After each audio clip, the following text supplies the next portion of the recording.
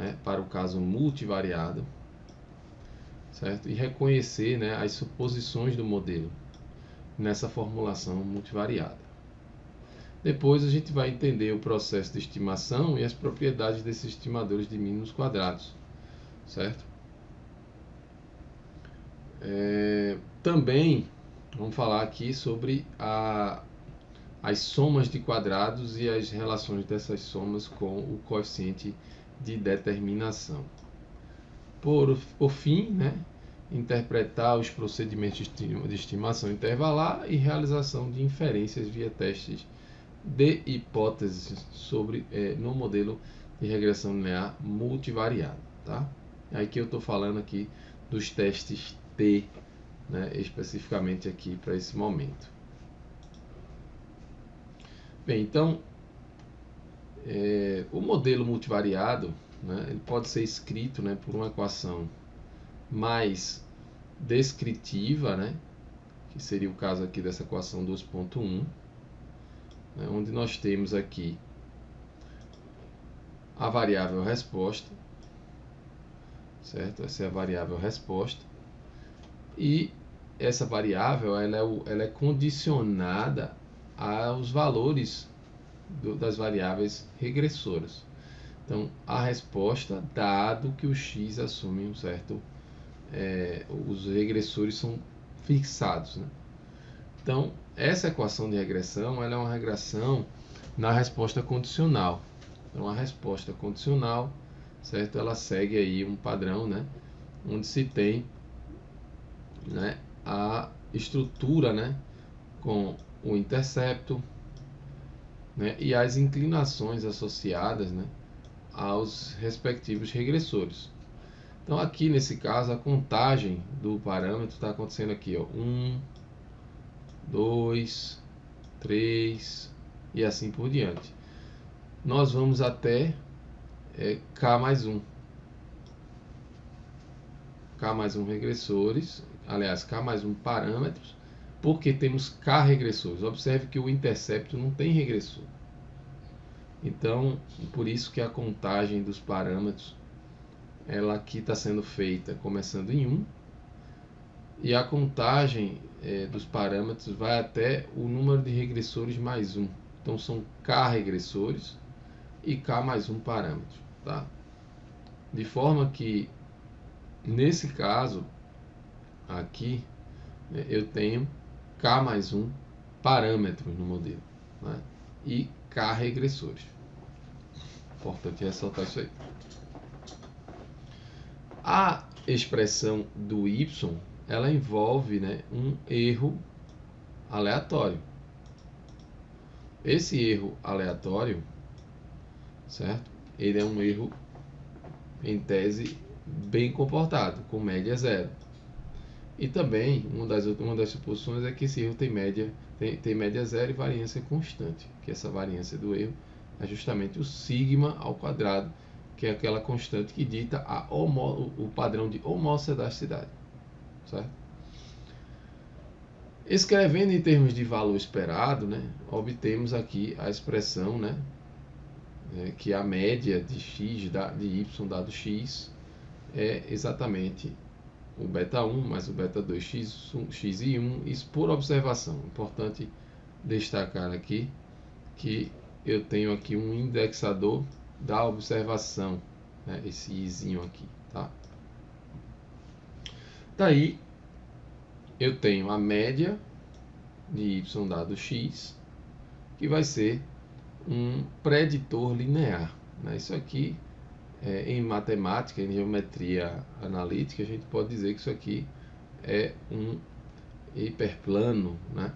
E se a gente considerar aqui apenas dois regressores, né? Se a gente cortar aqui essa parte do terceiro beta em diante, né? Se nós apagarmos essa parte aqui, o que resta será uma reta, né, que é o modelo de regressão associado aqui ao modelo de regressão linear simples. Ok? Bem, então, No caso do modelo de regressão linear múltipla, a equação da média vai ser um preditor linear. Essa estrutura que foi feita aqui através dessa linha aqui, essa equação, né, ela pode ser redesenhada em forma matricial. Basta a gente colocar uma coluna de uns e colocar todos os regressores dispostos em colunas, observação por observação. Então, essa linha aqui que eu estou marcando é a linha da observação 1, a linha da observação 1, a linha da observação N. Então, são N observações. São a matriz N com N linhas e K colunas, porque são K parâmetros aqui, né? Aliás, K mais 1 parâmetros. Então, ela tem, tá até errado aqui, né? Ela tem K mais 1, tá até errado, vamos corrigir. Ela tem K mais 1 colunas, né? É K mais 1, porque tem essa coluna de uns, né? E temos aqui, ó, uma coluna, ó, o contador, 1, aliás, 1 aqui, 2, 3 e vai até o késimo regressor. Então, são K mais 1 colunas. Então, a matriz N por K mais 1, né? E aí a gente consegue escrever aqui, ó, considerando um vetor beta, que é o vetor de parâmetros, né? Beta 1, beta 2, beta K. São K parâmetros. Aliás, aqui também está faltando, porque são K mais 1 parâmetros. Então aqui vai terminar no K mais 1. Faltou corrigir isso aqui. Vamos corrigir aqui. Então aqui é beta K mais 1.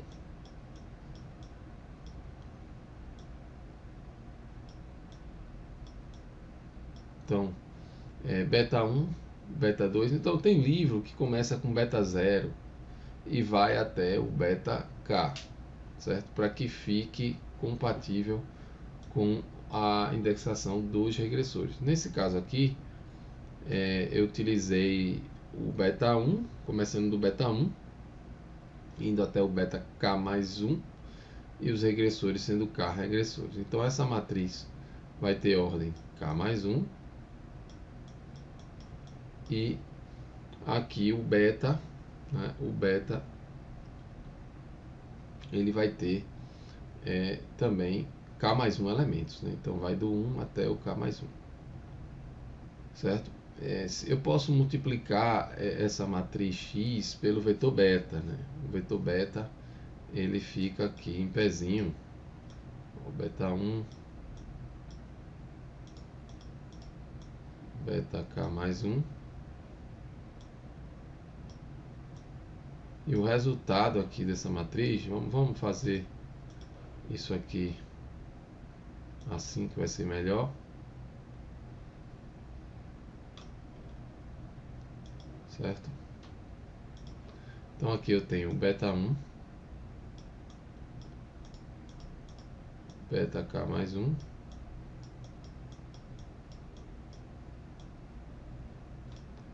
e aqui um produto matricial de uma matriz K por 1, N por K mais 1, vezes um vetor K mais 1 por 1. Então, K mais 1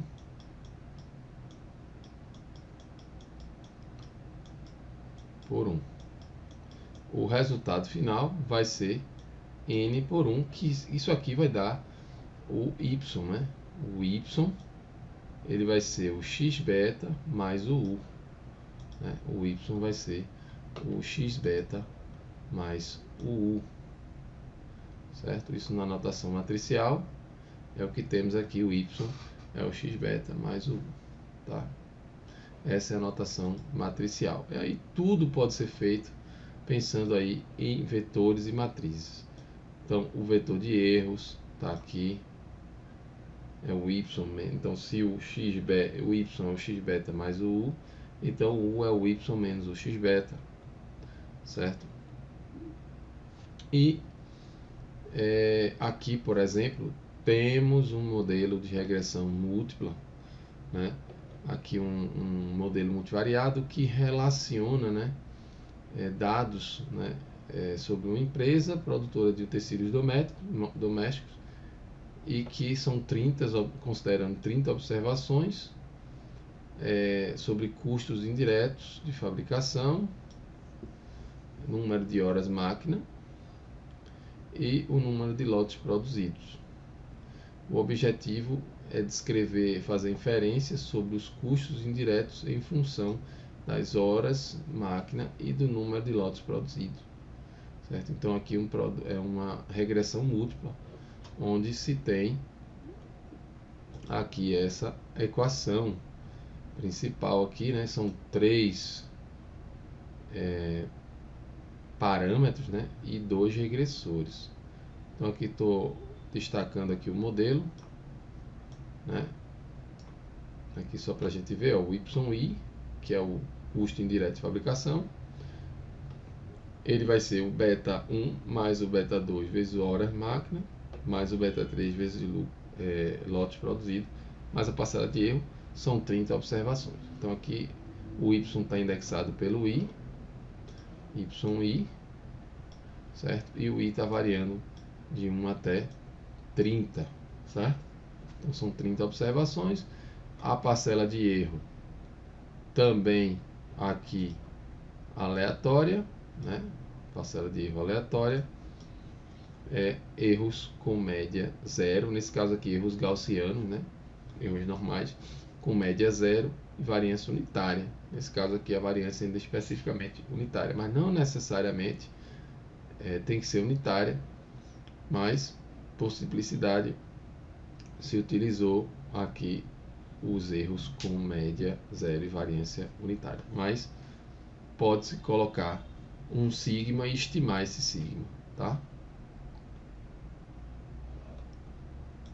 Bem, uma observação importante é que a especificação do modelo de regressão linear ela se dá, né, nos parâmetros e não nos regressores. Então, por exemplo, esse modelo cuja média condicional é beta 1 mais beta 2x mais o beta 3x ao quadrado, se colocou um termo quadrático, ele tem especificação quadrática, certo? Mas ele é um modelo de regressão linear. Por quê?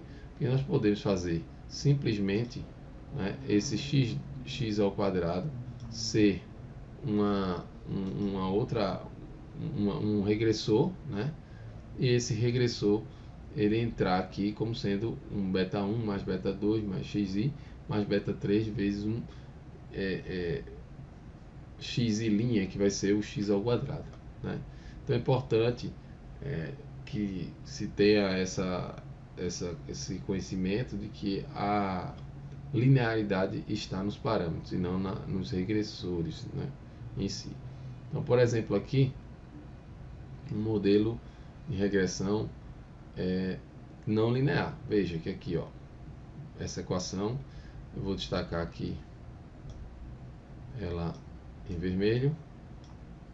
Então, essa equação aqui, ó, onde o valor esperado é o beta 1 vezes a exponencial de beta 2 vezes, e tudo isso vezes o xi.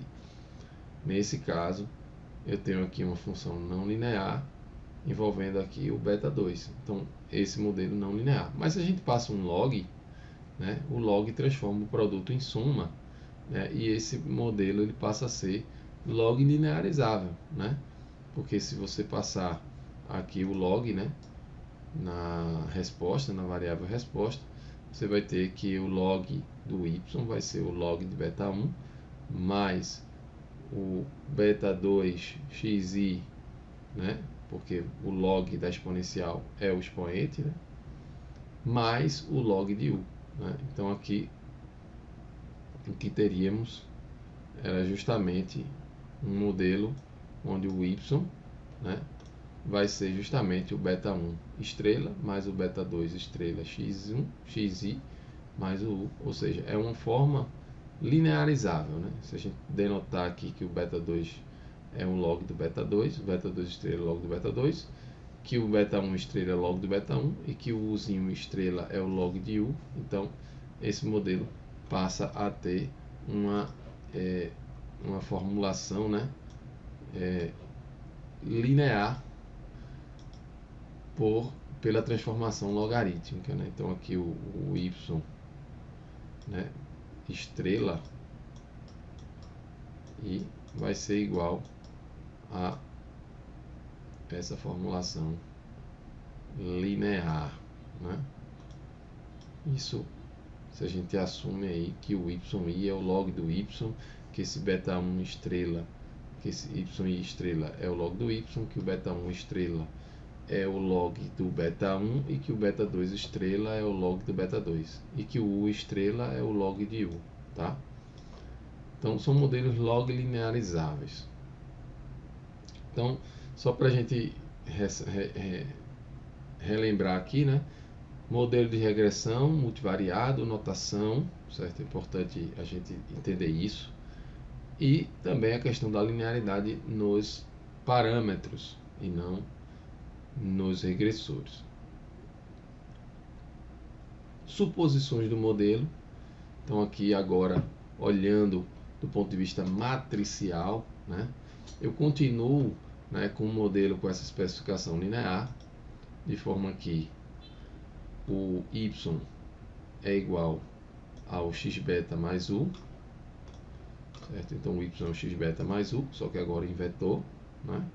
Estou colocando esse tiozinho representando o vetor, e esse x escuro representa a matriz do modelo, que é aquela matriz que ela tem uma coluna de uns, uma matriz com coluna de uns, e, né, é uma matriz aqui, corrigindo aqui K mais 1, né? K mais 1 aqui no... Então essa matriz é a matriz X, né? A matriz X.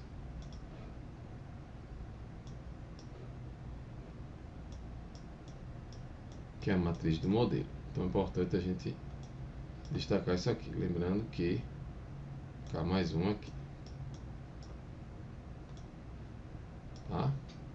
Essa é a matriz X, que é a matriz do modelo. Bem, então, seguindo aqui nas suposições do modelo, então o modelo tem especificação linear com erros tendo média zero, né? Aqui essa especificação de erros com média zero, a gente passa a ser o vetor de erros com média zero, né? O vetor de erros com média zero.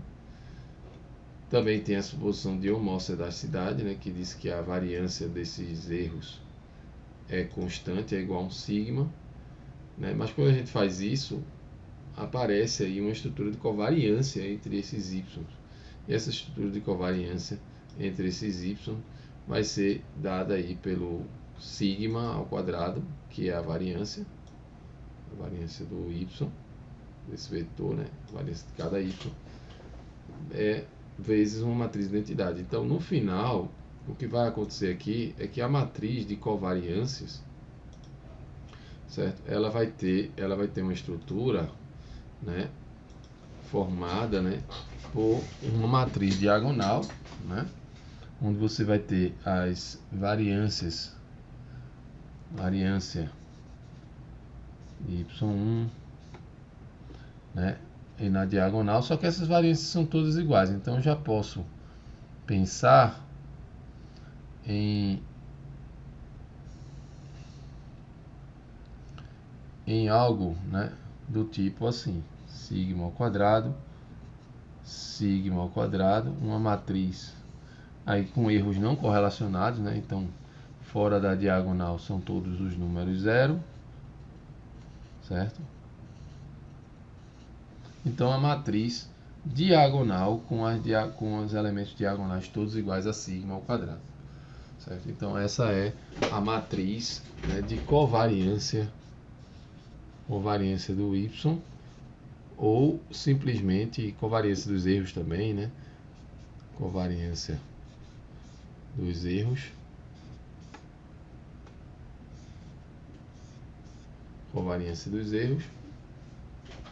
E essa matriz ela vai ser o sigma ao quadrado vezes a matriz identidade de ordem N, que é o tamanho da amostra. Certo? É importante a gente destacar isso aqui também. Aqui a questão dos erros não correlacionados, já foi dito aqui na suposição S3. E a suposição S4, ela garante aí a existência desse estimador de mínimos quadrados. Eu vou deixar ela aqui enunciada como simplesmente o número de linhas ou colunas da matriz X são o número de linhas ou colunas dessa matriz. Essa matriz X, a matriz do modelo, ela vai ser exatamente o tamanho do vetor beta, né? Nesse caso aqui não está sendo K, está sendo K mais 1. Importante, é igual a dimensão do vetor beta. Essa dimensão do vetor beta é K mais 1 nesse caso aqui, porque certo? O vetor beta vai do 1 até o K mais 1. Certo? São K mais 1 parâmetros e K regressores. Então eu tenho que corrigir isso aqui. Tá? Então essa suposição S4 é aquela do modelo linear em que você tem a definição de uma reta. Nesse caso você precisa garantir que a matriz, né, ela tem posto coluna, né, completo, né? Tá? Ela tem que ter aí na sua forma reduzida a escada, né? Ela tem que ter o número de linhas, né, linearmente independentes igual, compatível com a dimensão do beta. E por último, o Y possui distribuição normal multivariada agora, porque o Y agora é um vetor de observações, né? Bem, o Y também era um vetor de observações no modelo de regressão simples, tá? Mas aqui a normal multivariada está entrando aqui só como notação multivariada. Esse Y, ele vai ter a média x beta, certo? A média do Y vai ser o x beta, e a variância, que é a matriz de covariância, vai ser o sigma ao quadrado vezes a matriz de identidade. Importante lembrar disso aqui também. Bem, com a soma dos quadrados dos erros se encontram os estimadores de máxima verossimilhança. Eu não vou discutir aqui as fórmulas por dentro dessa obtenção, mas na notação matricial, o vetor de mínimos quadrados, né, vai ser x' x inversa x' y, onde x é a matriz do modelo e y é o vetor de observações. Então, o vetor de mínimos quadrados, né, o estimador de mínimos quadrados, vai ser obtido aí utilizando a matriz de dados, que é a matriz do modelo, e o vetor de observações para a variável resposta. Bem, então, só outra observação, né? Esse sigma, né, que é essa variância constante, ela pode ser estimada usando a soma dos quadrados dos resíduos, né, a soma dos quadrados dos resíduos, sobre o número de parâmetros menos o tamanho da amostra menos o número de parâmetros. Nesse caso aqui, ó, tem que subtrair aqui por K mais 1, certo? Então tem que ser N menos o número de parâmetros, certo? Porque você perde tantos graus de liberdade quanto são o número de parâmetros. Então tem alguns errinhos de notação aqui que eu estou corrigindo aqui nesse vídeo. Então a estimação do parâmetro de variância tem por base a soma dos quadrados dos resíduos, que permite escrevermos, né, que aqui, só olhando a fórmula, o sigma ao quadrado vai ser a soma, né, aqui o resíduo, né, o y menos a predição ao quadrado, dividido pelo n menos, né, o número de parâmetros. Nesse caso aqui são k mais um parâmetro pela anotação lá em cima. Então é importante fazer essa correção aqui, ou faz essa correção aqui no K mais 1, ou considera lá o beta começando do zero, né? A indexação do beta começando do zero, e aí fica K aqui novamente. Então aqui nesse caso eu tenho que somar um aqui.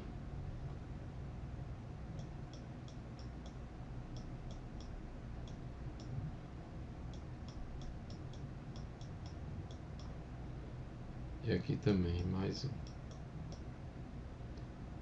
Tá? Mas o importante é que sempre se diga o estimador da variância, soma dos quadrados dos resíduos dividido pelo número de parâmetros, o tamanho da amostra menos o número de parâmetros do modelo. Justamente aqui é importante lembrar que para estimar, certo, essa variância, né, nós precisamos aí estimar o beta 1, o beta 2, o beta 3 e o beta K mais 1. Ou seja, eu preciso estimar K mais 1 parâmetros. Então eu perco 1 grau de verdade por parâmetro estimado para estimar essa média condicional, né? Então essa média condicional, se eu quiser passar uma estimativa nela, se eu quiser estimar a média condicional, eu preciso estimar K mais 1 parâmetros. Então eu perco K mais 1 grau de verdade aqui. Então a soma dos quadrados dos resíduos dividido pelo o tamanho da amostra menos o K mais 1, tá? Nesse caso aqui, K mais 1. Que K mais 1 vai representar o número de parâmetros.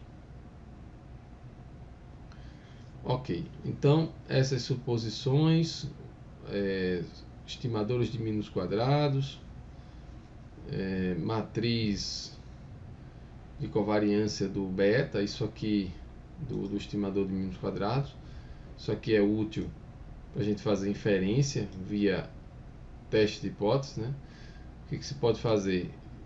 Veja que a covariância, né, esse vetor beta, chapéu, né, o estimador de mínimos quadrados, ele agora tem uma estrutura de covariância. Então você tem o beta 1 com beta 2, o beta 1 com beta 3, o beta 1 com beta 4, o beta 2 com beta 3 e assim por diante. Entre eles, 2 a 2, a gente também tem combinações de correlações. Então a covariância essa matriz de covariância desse vetor de mínimos quadrados, ela pode ser estimada, né, e a gente coloca o chapéu. Se a gente colocar um chapéuzinho aqui e usar ali a fórmula soma dos quadrados dividido pelo número, o tamanho da amostra menos o número de parâmetros, né? É o que está sendo feito aqui, só que nesse caso precisa corrigir essa quantidade, certo, por K mais 1.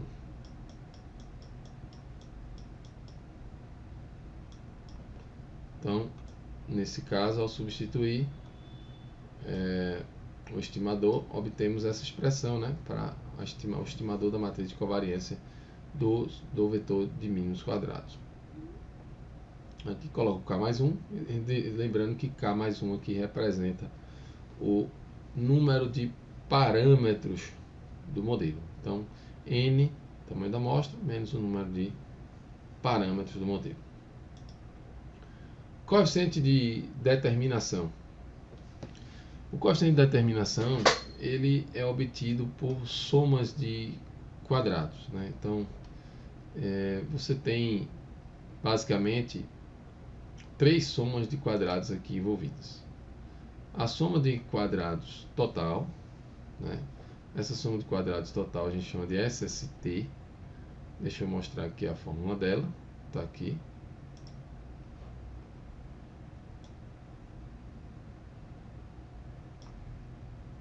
Então, a soma dos quadrados totais, que vai ser a soma dos quadrados dos desvios do y, né, da variável resposta, em relação à média, né? Aí eu tenho também a soma dos quadrados da regressão, que vem ali do estimador do preditor linear, que é o y chapéu.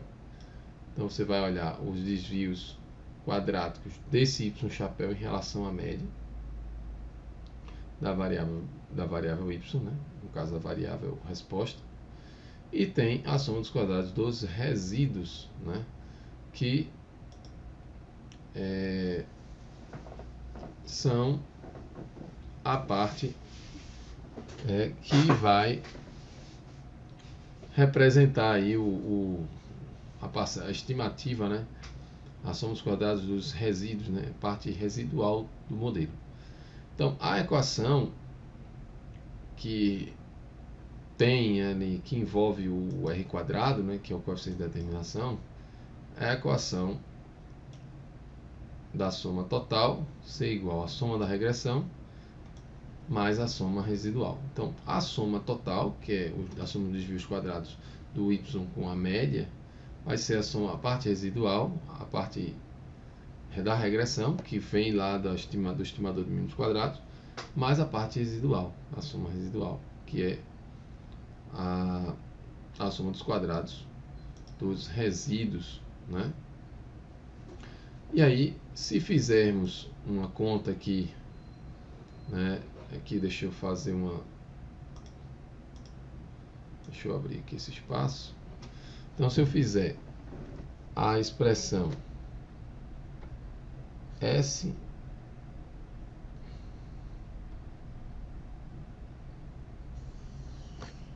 então, só fazendo aqui um quadrado, né?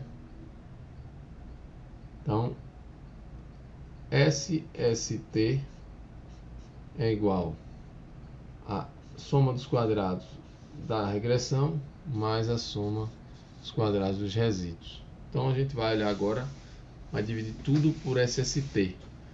Então, dividindo aqui por SST,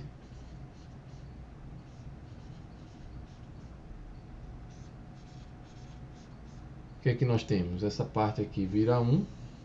Então, 1 vai ser igual ao SSR sobre SST mais SSE sobre SST. Isso aqui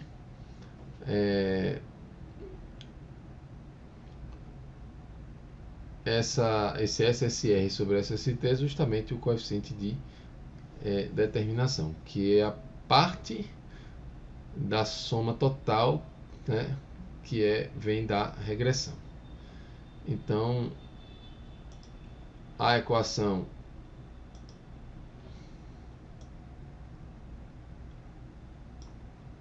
do R2 é 1 menos a soma dos quadrados resíduos sobre a soma dos quadrados totais, né? E aí, o que esse coeficiente de determinação nos fornece? É uma medida de proporção da variabilidade da variável resposta que é capturada pelo modelo. É uma quantidade entre 0 e 1, ou seja, quanto maior, melhor. Nesse caso aqui, é uma proporção, né? Entendeu? É igual ao quadrado do coeficiente de correlação amostral entre o y e o preditor e a estimativa do estimador do preditor linear. Não é interessante comparar coeficientes de determinação de modelos com respostas diferentes. Se você trabalhar com a resposta em log, não compare com o R2 se a resposta não tiver em log. Enfim, só compare R2 de modelos com a mesma resposta, ou seja, alterando a estrutura de regressores, né? Você pode até levar ao quadrado os regressores, estudar uma combinação de regressores, né? Mantendo aí a ideia do modelo de regressão linear, né? Linear nos parâmetros, lembrando a ideia de linearidade, e fazendo um comparativo dos coeficientes de determinação. Quanto maior, melhor, mas tem que ter mais cuidado para não comparar coeficientes de determinação de modelos com respostas diferentes. Se o modelo tem intercepto, aí precisa fazer uma correção no coeficiente de determinação, de forma que o coeficiente de determinação não central, né, vai ser 1 menos soma dos quadrados resíduos dividido pela soma dos quadrados dos y aqui, tá?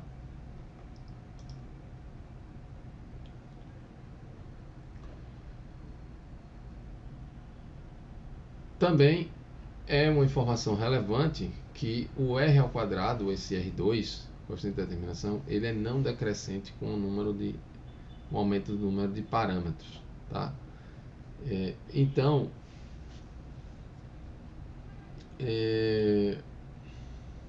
não utilize apenas o R2 na sua tomada de decisão. Utilize outras medidas de diagnóstico para avaliar os modelos que serão comparados, tá? Ok, então tá aqui o coeficiente de determinação. Discutimos também a equação do modelo de regressão linear múltipla. Também falei um pouco sobre a linearidade nos parâmetros. E agora vou falar um pouquinho sobre estimação intervalar, né? Eu vou falar isso de forma bem prática. Aqui tenho duas fórmulas para esses intervalos de confiança, né? Quando o sigma é conhecido e quando o sigma é desconhecido. No geral, o que se faz é usar a distribuição t-student com o sigma desconhecido. É lógico que com o n suficientemente grande, a distribuição t tende a normal, e no final das contas nós vamos nos concentrar nessa expressão aqui 2.4 para a estimação intervalar para o beta, né? O beta i. Então, o beta você estima por mínimos quadrados, vai ser o beta i chapéu, mais ou menos, né? E aí tem um lado positivo aqui, que é um lado do intervalo, e o lado, né, com menos, e o lado com mais,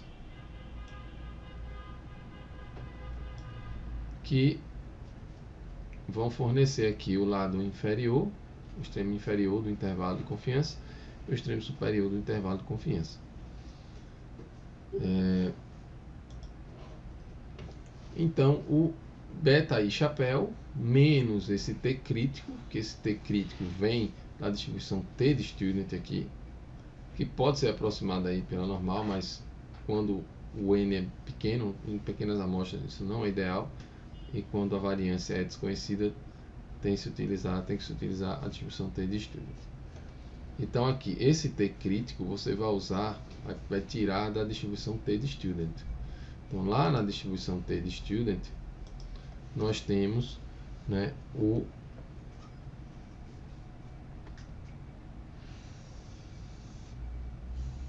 a distribuição t de student, nós temos aqui esses quantis críticos, certo? Onde a gente separa uma área de, por exemplo, 5% nas caudas, 2,5 para cada lado, certo? De modo a ficar 95% de probabilidade aqui no meio da distribuição. Bem, então o intervalo de confiança usa esse quantio crítico. Esse quantio crítico é obtido aí da distribuição T, esse menos TC aqui e o TC.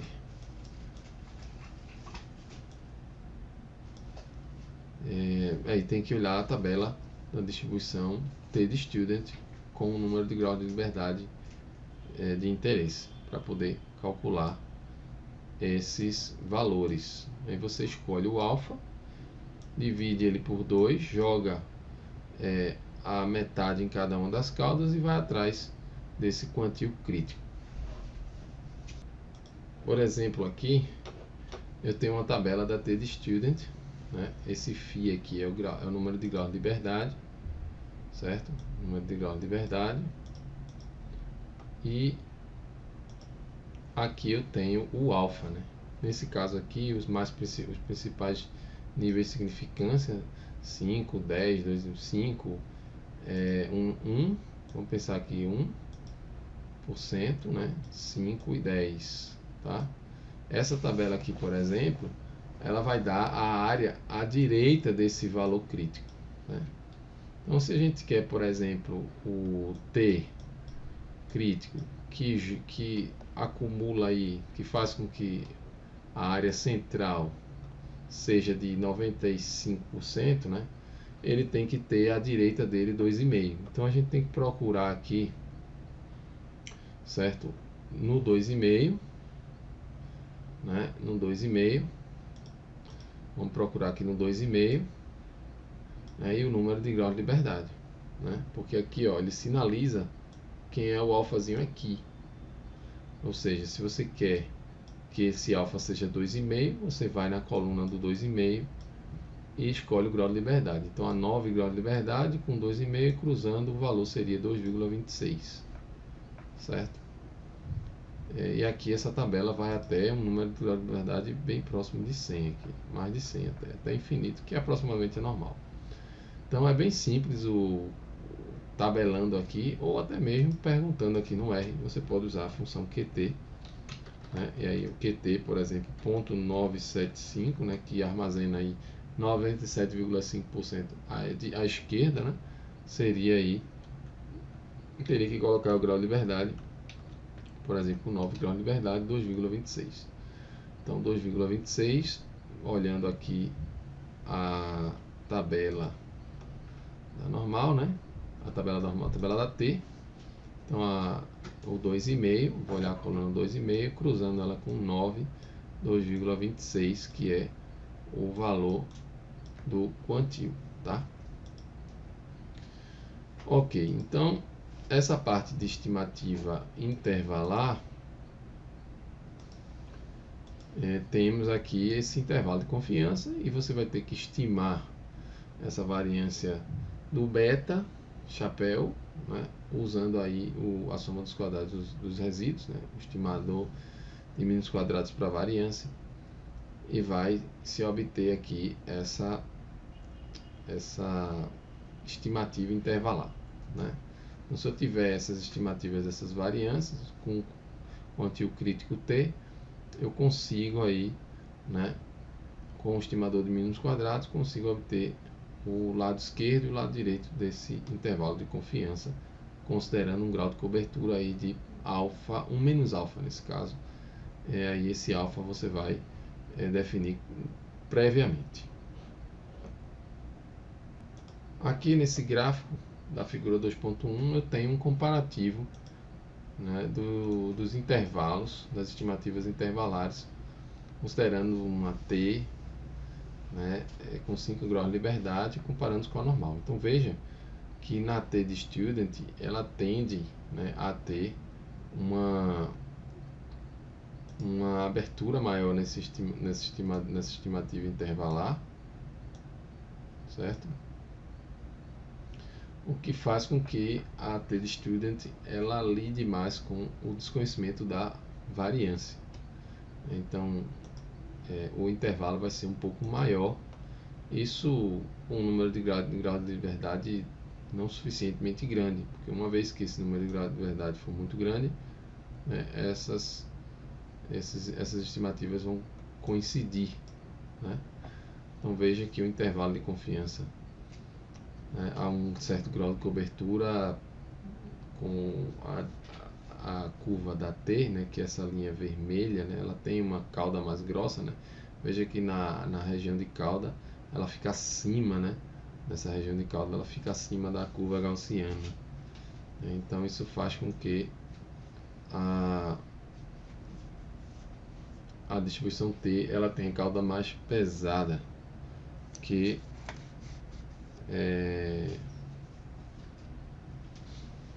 a cauda da normal.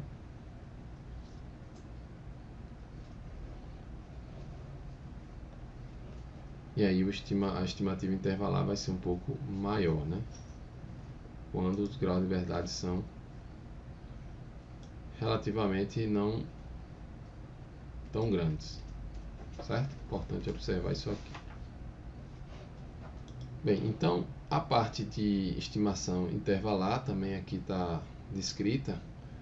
Vamos agora à estrutura de um teste de hipótese, né, que é uma teoria que está muito ligada à estimação intervalar, principalmente quando a gente fala de teste bicaudal, né? Então a gente tem uma estrutura, né, para o teste de hipóteses. Primeiro, a gente precisa definir as hipóteses, né, as hipóteses. Precisamos da estatística de teste e precisamos do valor crítico. As hipóteses, né, a gente chama de hipótese nula, hipótese alternativa. A hipótese nula é mantida como verdadeira, salvo a evidência, certo? Aqui a evidência em contrário, né, da hipótese nula. certo? E a hipótese alternativa é considerada como a negação da hipótese nula. Então, H0 é verdade até que se prova o contrário. Quem vai me ajudar a provar, a encontrar evidências contra H0 é a estatística de teste, certo? E o valor crítico, que vai ser o limite para a tolerância, né? Para o valor dessa estatística de teste sobre a hipótese nula. Essa estatística de teste é importante se dizer que ela sempre está sendo calculada aí sobre a hipótese nula. Então ela tem uma certa distribuição que vai permitir com que a gente defina um valor crítico usando ali a distribuição T de student, por exemplo, quando a variância é desconhecida, e a partir dessa definição desse valor crítico a gente vai rejeitar, né, a hipótese nula à medida que for encontrando valores dessa estatística de teste superiores a esse limiar crítico, certo? Na estrutura de um teste de hipótese nós podemos cometer dois tipos de erro. O erro tipo 1, que seria rejeitar a hipótese nula quando ela é verdadeira, e o erro tipo 2, que seria não rejeitar a hipótese nula quando ela fosse falsa, certo? E aí, essa estrutura, né, de você ter aí um erro tipo 1, por exemplo, a hipótese nula é verdade, certo? E eu rejeito a hipótese nula, certo? Eu estou cometendo um erro que eu chamo de erro tipo 1. Esse erro tem uma probabilidade, que é a probabilidade do erro tipo 1, que é o alfa, que é o nível de significância desse teste, certo? A probabilidade do erro tipo 1 vai ser a probabilidade de rejeitar, certo? A hipótese nula quando ela é verdadeira. Outro erro que eu cometo é quando quando a hipótese nula ela é falsa e eu não rejeito ela. Não rejeita a hipótese nula quando deveria ter rejeitado a hipótese nula. Então é erro tipo 2. Isso a gente pode comparar com uma decisão de um tribunal, né? Então a hipótese nula ser rejeitada quando ela é verdade significa que eu seria o mesmo que culpar um inocente. E a hipótese nula não ser rejeitada quando ela deveria ser rejeitada, né, é como se estivesse inocentando um culpado. Então a decisão aqui, o foco maior é na probabilidade do erro tipo 1, certo? Então é importante que se diga, né, que essa área, né, que está em vermelho seria a área de rejeição. Toda vez que você calcular o valor da estatística de teste sobre a hipótese nula, certo? Que essa densidade vale sobre a hipótese nula, então você estaria rejeitando a hipótese nula. Então, se cai um valor aqui nessa região de rejeição, tanto pelo lado direito como pelo lado esquerdo, nesse caso aqui eu estou falando de um teste bicaudal, certo? Hipótese nula igual contra hipótese alternativa diferente, certo? Nesse caso, eu teria aí essa região de rejeição, né, sendo definida, né, com base aí no quantio crítico, né, da distribuição T de student, por exemplo. Então, só olhando aqui as hipóteses, né, um teste envolvendo aí o modelo de regressão linear. Então, no modelo de regressão linear, eu vou, por exemplo, postular que o beta i seja zero contra o beta i seja diferente de zero. Qual vai ser a estatística de teste? Bem, vamos usar a estatística de teste T de student, né? Beta i chapéu menos a média de beta i sobre H0, importante dizer isso. Então, sobre H0 ele é zero, né? Então, isso aqui, quando o teste é de igualdade, conta a diferença, mas para testar se ele é igual a zero ou não, não vai aparecer nada aqui, vai ficar igual a zero. Então vai ser o beta i chapéu dividido pela raiz da sua estimativa da variância, então que é o que a gente chama de erro padrão dessa estimativa, tá? Então pega a estimativa e divide pelo erro padrão, aí encontra o valor da estatística de teste. Esse valor dessa estatística de teste nós comparamos aqui com o quantio, certo, da T de student n menos o número de parâmetros. É importante dizer que aqui o K está representando o número de parâmetros. No caso lá em cima, como eu falei, o número de parâmetros é K mais 1. Então eu teria que fazer essa pequena correção aqui também. Certo? Então, se o valor for acima, em valor absoluto, né? O valor dessa estatística for em valor absoluto maior que esse quantio crítico, então rejeita a hipótese nula, tá? Ao nível de significância alfa. Importante ressaltar. Como exemplo aqui, um exemplo aplicado, tem uma base com 30 observações, né, e o objetivo é estudar o custo indireto, né, como função aí do lucro, do número de lotes produzidos e do número de horas máquina, certo? Nesse caso, a equação de regressão ela tem uma especificação aqui, uma equação, um modelo de regressão linear, certo? Com 2 regressores e 3 parâmetros, certo? Aqui os erros aleatórios são assumidos aqui gaussianos e homocedásticos, né? Com variância constante, e 30 observações. Nesse caso aqui ainda se assume, né, erros com variância unitária. Eu acho que essa variância unitária nem está sendo considerada aqui, está sendo estimada aqui a variância dos erros. Então aqui eu vou colocar sigma no lugar de 1. Pode colocar o sigma ao quadrado aqui, tá? Então eu vou mostrar aqui as estimativas de mínimos quadrados e os respectivos erros padrão. Então na hora que eu for fazer um teste de hipótese, por exemplo, sobre o coeficiente associado ao número de horas de máquina, né, eu vou dividir o 28,72 pelo erro padrão, que é 1,43.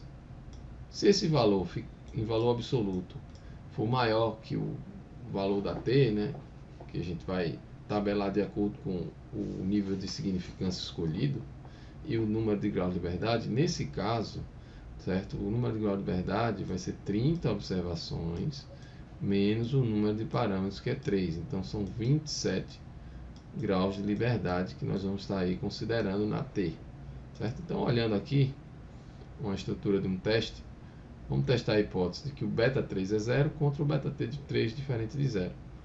Então, primeira coisa que a gente tem que fazer, estabelecer as hipóteses, beta 3 igual a 0 contra beta 3 diferente de 0, certo? Então está aqui as hipóteses do nosso teste, as hipóteses em teste. A estatística de teste, vamos lá, vamos calcular o T-calc sobre H0, certo? Importante observar isso. Então, beta 3 chapéu menos a média do beta 3 chapéu sobre H0. A gente sabe que a média sobre H0 é 0, porque o beta 3 é 0 sobre a hipótese nula, dividido pelo erro padrão. Então lá, quando eu mostrei a estimativa, foi mostrado, né, o valor da estimativa do beta 3, que é 0,49. Então eu vou pegar o 0,49 e vou dividir pelo erro padrão dessa estimativa, que também foi fornecido aqui, que é 0,045. Então aqui temos o cálculo, né, dessa estatística de teste sobre a hipótese nula, né, que deu 0,49 dividido por 0,04. Isso dá aproximadamente 10,82. Regra de rejeição. Rejeita a hipótese nula se o módulo dessa estatística calculada for maior que o quantio da T com 27 graus de liberdade, mas o quantio, considerando aí o nível de significância de 5%, a gente vai atrás do quantio 0,975, né, que o quantio 0,975, né, da T com 27 graus de liberdade, a gente pode até olhar aqui a tabela da T a 27 graus de liberdade e olhando a coluna do 2,5. Então a coluna do 2,5 a 27, vamos ver, acho que está aqui, está dando 2,0518, Só para a gente ter certeza aí, ó, 2,5, 27, 205, 18. Então, tá feito aqui o 2,051. Então, nesse caso, o valor absoluto dessa estatística calculada, né, que é 10, é maior que 2,051, o que significa dizer que eu rejeito a hipótese nula ao nível de significância de 5%, certo? Então, o resultado do teste é rejeição de H0 sob a condição do nível de significância ser igual a 5%. Então, rejeite H0 ao nível de significância de 5%. Então, o parâmetro θ3 é estatisticamente não nulo a 5% de significância. A parte de estimativa intervalar, o que a gente pode fazer? A estimativa intervalar, vamos pegar o beta chapéu, que é 0,49, menos o quantio da t, vezes o erro padrão, que é 0,04. Então temos o lado esquerdo, que é 0,40. E para o lado direito, estimativa de mínimos quadrados, 0,49, mais o quantio da t, 2,05, vezes o erro padrão, que é 0,04. E o lado direito ficou 0,58.